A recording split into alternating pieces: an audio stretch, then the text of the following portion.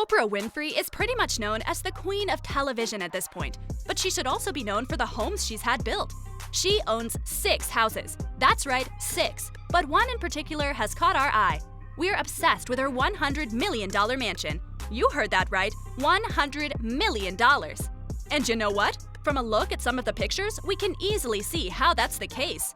The mansion is located in Montecito, California. It's big enough that it's even gotten its own name, the Promised Land. That's some top-dollar real estate. The Promised Land is also Oprah's favorite place to be and her preferred residence. The mansion is on a piece of land that's 42 acres large. She then purchased, later on, an adjacent 23 acres of land that butts up against her original parcel, which is super cool.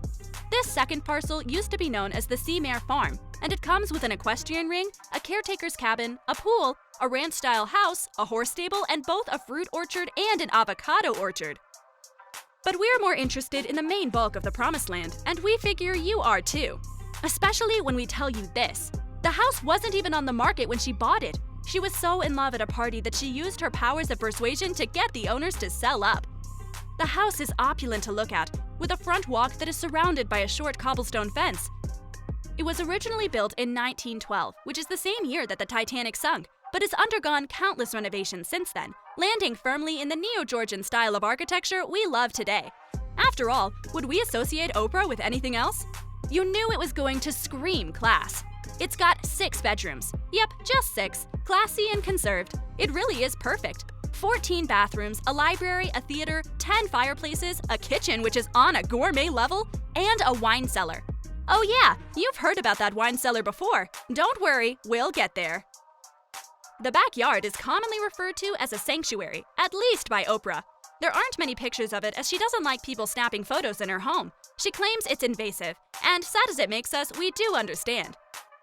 From the backyard, you can easily see the nearby ocean and the Santa Ynez Mountains. It's filled up with flowers ranging from daffodils and lilies to annuals that bloom almost year-round. She also has a bronze sculpture known as the Grupo de Cuatro Mujeres de Pie. It was created by Francisco Zuniga and has a place of pride and prominence right near the weaving path.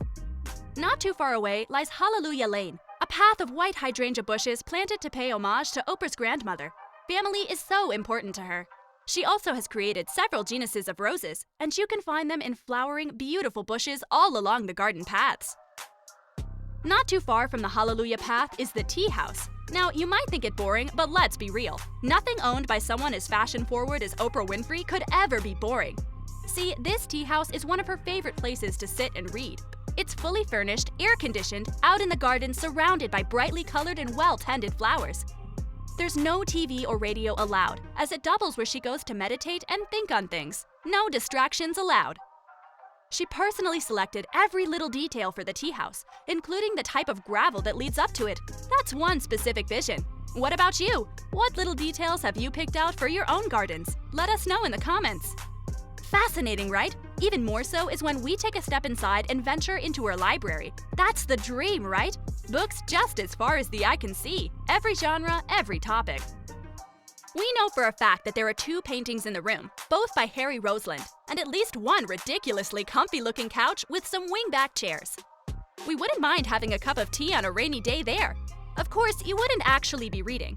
Oprah doesn't like people touching her books and has tried to arrange her library in such a manner that people are actively discouraged from taking them off the shelves. A little weird, but everyone's allowed to have their quirks, we suppose. Speaking of rainy days, a hot bath on a rainy day is never a wrong choice. It's especially not wrong in this house. See, Oprah has an obsession with fancy bathtubs and all things bathing. She did an interview once where she talked about how bad her tub was growing up and how much she prides herself on the current bathroom she has, or as we stated before, bathrooms, plural. Imagine having that many choices when it comes to taking a soak. 14 different bathrooms, remember? She hasn't let pictures out of all her bathrooms yet, but the one we have been able to get a snoop on appears to be mostly granite in theme and gray in color. Elegant to the max, no doubts there. And of course, we've got to talk about her kitchen. Crammed with wooden cupboards and natural woodwork tops, with an island at the center and matching wooden stools. While the decor is homey and comfortable, the kitchen is built for a gourmet chef to use, with top-of-the-line stoves and other such appliances. No one will be left wanting for tools. And while that's what her kitchen looks like currently, we should point out that Oprah is seemingly always in redesign mode. She's constantly altering or renovating different rooms or wings within the Promised Land, seemingly chasing after that perfect design. Her interests are constantly changing, and every time a new picture of the Promised Land is let out to the public, it appears as if her aesthetic choices have taken a complete turn towards a new direction. But she's a queen, so why not? She earned it. You might remember the famed sale of the Oprah Winfrey collection? That was her cleaning house, getting rid of things she didn't think fit with her new aesthetic and design choices. Of course, it was a huge hit. People went absolutely nuts, bidding outrageous amounts for the things she was selling. It ended up raising nearly $600,000, all of which were donated to the Oprah Winfrey Leadership Academy Foundation College Fund. There was a poster in that group that got sold off for $4,000. Imagine if it got ripped! Yikes! So, kitchen, snacks, movies? Take your pick between one indoor theater and one outdoor theater. Both of them are fully stocked and perfect for watching a movie. Do you think she watches her own show? Honestly, we'd love to see some of those episodes on the big screen. Are we the only ones who remember that time she interviewed Elmo? Fabulous stuff right there, Oprah. No one better to have on your show. And now, we mentioned it before, we said we'd get to it, her wine cellar. Some of you may be familiar with the literal wine mine that she has in one of her vacation homes. We have it on good faith that her wine cellar at the Promised Land is not actually filled with mine carts that will take you to the nearby ski lift, but it's no less opulent or well-stocked. Oprah's never been shy about her love of wine, and we're pretty sure there's nothing in here that can be picked up on the cheap.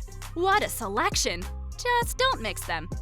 Thanks for stopping by and watching this video. We appreciate every like, comment, and person who subscribes and watches our videos.